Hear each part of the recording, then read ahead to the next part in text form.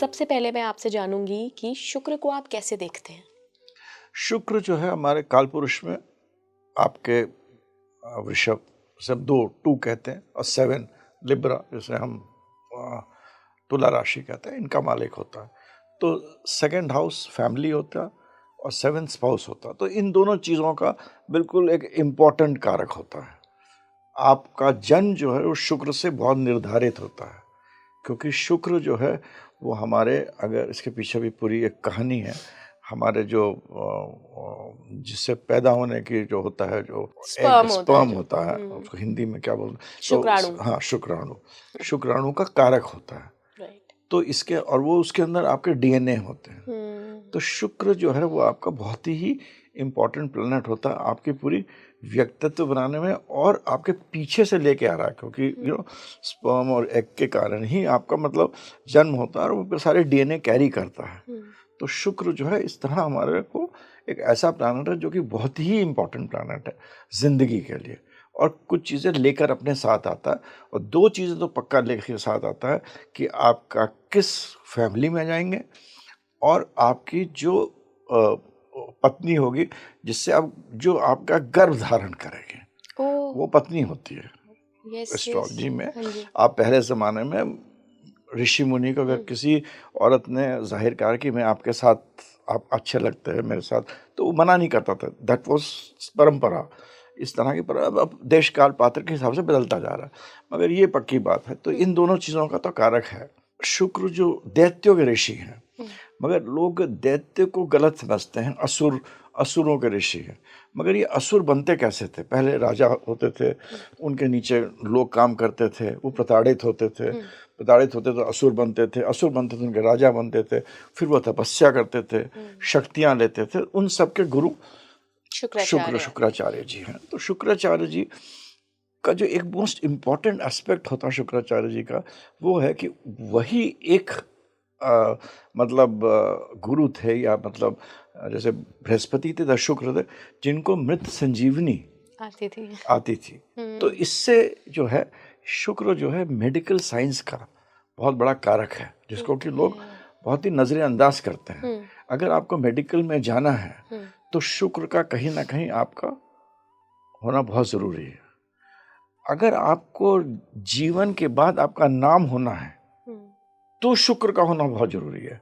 शुक्र का 8वें घर से किसी ना किसी संबंध से, प्लेसमेंट, एस्पेक्ट, कंजंक्शन, डिस्पोजिटर से होना बहुत जरूरी है। तब आपका मरने के बाद आपका नाम रहेगा।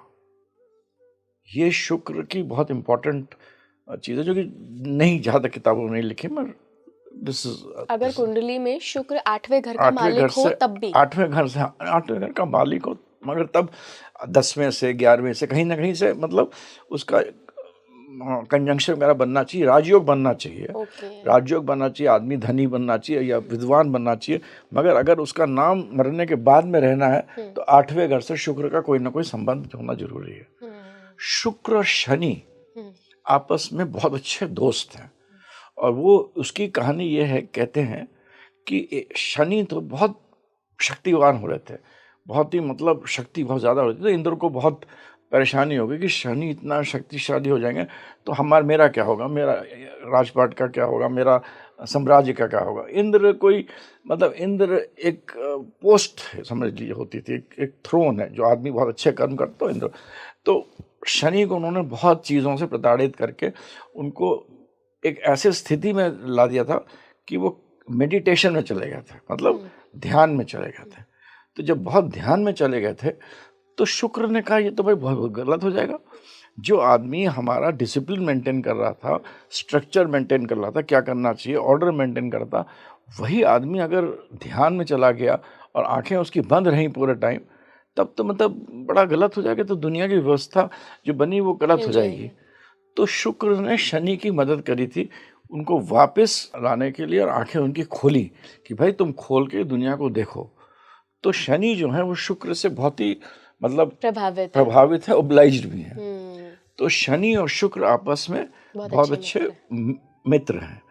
तो अगर शनि या किसी का पावरफुल है और शनि के साथ शुक्र बैठ जाता है, और शनि शुक्र युति केंद्र त्रिकोण में बनती है, किसी की भी, वो आदमी आज की तारीख में लखपति करोड़पति, अगर बहुत अच्छा तो अरबपति बनेगा अगर नौमेश दशमेश में। एलन मस्क ले लो, और कुछ हिंदुस्तानी और भी इंडस्ट्रियलिस्ट हैं, एक या दो ही हैं, इनकी शुक्र शनि साथ में युति बनाकर केंद्र त्रिकोण में बैठे हैं और अच्छे घर के मालिक भी होते हैं। तो शुक्र जो हो गया वो शनि का दोस्त है, तो शुक्र जहाँ भी होगा शनि का उसके अंदर एनर्जी रहती है। तो इस तरह शुक्र जो है एक बहुत इंपॉर्टेंट प्लैनेट हो गया दुनिया की व्यवस्था को कायम रखने के लिए, कायम रखने। और शुक्र के आसपास ही बुध चलता रहता है। बुध जो है वो शुक्र के आसपास होता है, और बुध जो होता है, हमने पिछली बार भी पॉडकास्ट में डिस्कस करा था, हमारे पूरे जितना भी पैसा है अर्थव्यवस्था है उसका कारक होता है। तो और उस अर्थव्यवस्था का कारक के ऊपर जो प्रभाव है उसका जो भोग है, जो उस चीज का भोग जो होता है, वो जो भोग है वो शुक्र है। तो भोग जो वर्ड है वो शुक्र दर्शाता है। और भोग तो कृष्ण भगवान ने भी कहा है कि 9 तरह के भोग विलास होते हैं जो हर मनुष्य को करना चाहिए, मगर वो आदमी बहुत बड़ा साधु बन जाता है जो कि सब भोग विलास करते हुए भी अंदर से विचलित नहीं होता इसका मन।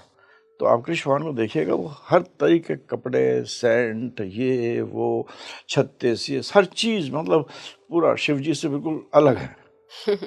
वो कहते हैं कि भगवान विष्णु में और शिव जी में यही फर्क है। विष्णु जी कहते हैं सब विलास करो, उनके रूप भी यही कहते हैं, सब भोग विलास करो, मगर अंदर से दिल को डिस्कनेक्टेड रखो, मतलब उससे आपको मतलब नहीं दे। वो एक अल्टीमेट चीज है जो शुक्र बताता है। जब शुक्र एग्जॉल्टेड होता है और जब अपने उच्च एग्जॉल्टेशन होता है, रेवती नक्षत्र में बैठता है, मरकुरी के आखिरी नक्षत्र में, तो वहां पर बुद्धि बुद्धा बन जाती है। तो शुक्र का एग्जॉल्टेशन भोग नहीं दर्शाता है, वो बुद्धि को ऐसा दर्शाता है कि आपकी बुद्धि बुद्धा की तरफ जा रही है।